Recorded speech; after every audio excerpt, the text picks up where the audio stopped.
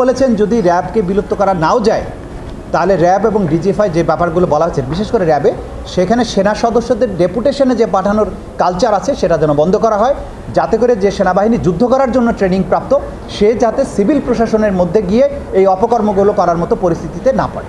উনি র্যাবে যখন তার অফিসাররা গিয়ে মানুষ হত্যার সাথে জড়িয়ে পড়েছিল তখন তিনি সিদ্ধান্ত নিয়ে র্যাবে অফিসার পোস্টিং দেওয়া বন্ধ করে দেন। এই পর্যায়ে চট্টগ্রামের র্যাডিসন হোটেলের যেদিন উদ্বোধন হয় সেই সময় প্রাইম মিনিস্টার শেখ হাসিনা তাকে বলেছিলেন র্যাবে যাতে অফিসার আবারও পাঠানো হয়, যদিও তিনি এই ব্যাপারে ইতিবাচক সাড়া দেননি। বোঝাই যাচ্ছে যে তিনি চেষ্টা করেছেন ব্যাপকভাবে যাতে র্যাবে সেনাবাহিনী অফিসাররা না যায় বা এই ধরনের অপরাধমূলক কর্মকাণ্ডের সাথে না জড়ায়, কিন্তু শেখ হাসিনার সিদ্ধান্তের কারণে, তারিক সিদ্দিকীর সিদ্ধান্তের কারণেই সেনাবাহিনী তার অফিসারদেরকে র্যাবে পাঠাতে বাধ্য হয়েছে এবং সে কারণে তারা সেখানে গিয়ে অপরাধ করার সুযোগ পেয়েছে। অবশ্যই পারেন, কারণ এই অপরাধ তার বাহিনী করেনি। এই অপরাধ কোনো অবস্থাতেই সেনাবাহিনী অ্যাজ এ বাহিনী করেনি।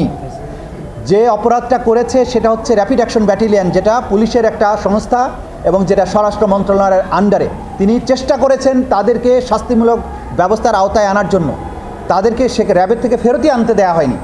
সুতরাং যে বাহিনীর সদস্যরা তার কমান্ডের আওতায় নয় সেই বাহিনীর সদস্যদের ব্যাপারে কোনো অপরাধের দায় কোনো অবস্থায় সেনাপ্রধানের উপরে বর্তাবে না, এটা কোনো অবস্থায় সম্ভব না।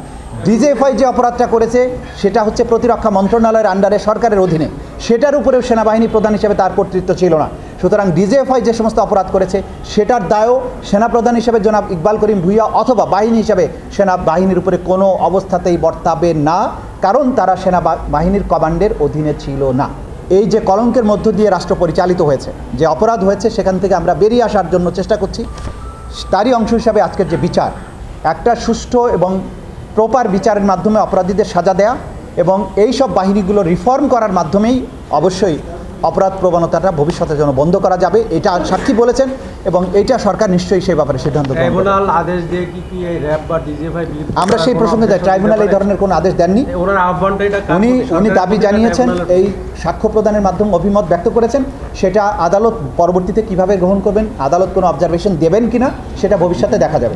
আজকে ইকবাল করিম ভূঁইয়া সাহেব সাক্ষীতে যাদের নাম বলেছেন, শেখ হাসিনার কথা বলেছেন, তারিক আহমদ সিদ্দিকের কথা বলেছেন, তারা তো আসামি আছে, তাদের বিচার চলছে এবং অন্যান্য যে সমস্ত অফিসারদের নাম এসছে এবং এই ঘটনাগুলোর সাথে সবার বিরুদ্ধেই তদন্ত কিন্তু চলমান আছে, অনেকেই গ্রেপ্তার হয়ে বিচারের মুখোমুখি হচ্ছেন।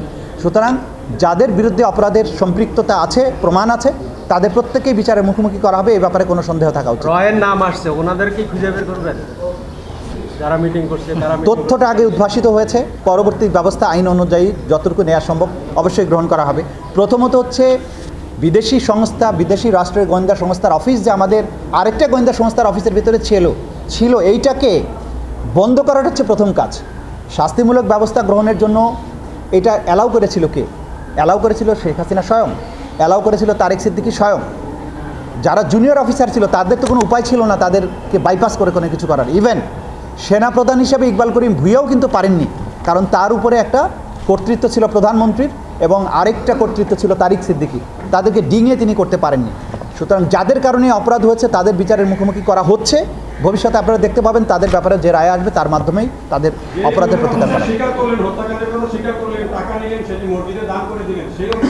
তদন্ত চলমান আছে, তদন্ত চলমান। মাননীয় প্রসিকিউটর, আপনার কাছে মনে হয় কি না যে এটা জনমনে এক ধরনের পারসেপশন ক্রিয়েট হয়েছে যে এই নির্বাচনের পরে জুলাই গণঅভ্যুত্থানে যারা আসামি হয়েছেন বা যাদের বিচার চলছে, এখানে মূল কালপিট যারা তাদের বেশিরভাগই কিন্তু ধরাছোঁয়ার বাইরে চলে গেছেন, আর যাদের বিচার হচ্ছে এই বিচার কার্যক্রমটা চলমান থাকবে কিনা এক ধরনের মানুষের মধ্যে সংশয় আছে। আমরা কোনো অবস্থাতে এরকম কিছু মনে করি না। যে বিচারের প্রক্রিয়া চলমান আছে এটা রাষ্ট্রের কাজ, বিচার কোনো সরকারের পরিবর্তনের সাথে সম্পৃক্ত নয়। সুতরাং রাজনৈতিক সরকার এসেও এই বিচার চলমান থাকবে, কারণ এই অপরাধ বাংলাদেশের জনগণের উপরে সংগঠিত হয়েছে। এই অপরাধের বিচার করার জন্য রাষ্ট্র দায়বদ্ধ, কোনো ব্যক্তি নয়। সুতরাং নির্বাচিত সরকার যখন আসবেন তাদের কাছ থেকে আমরা আরও বেটার ডেজ আমরা আশা করি।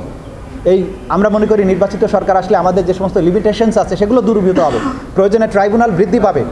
যারা বাংলাদেশে গণহত্যা চালিয়েছে, মানুষের উপরে হত্যা নির্যাতন করেছে, গুম করেছে, জুলাই আগস্ট মাসে গণহত্যা চালিয়েছে, প্রত্যেকটি অপরাধের বিচার হবে। এটা রাষ্ট্রের অঙ্গীকার, যে অঙ্গীকারে বাংলাদেশের সকল মানুষ সকল রাজনৈতিক দল এই বিচার করার ব্যাপারে একমত হয়েছে, সিদ্ধান্ত গ্রহণ করেছে।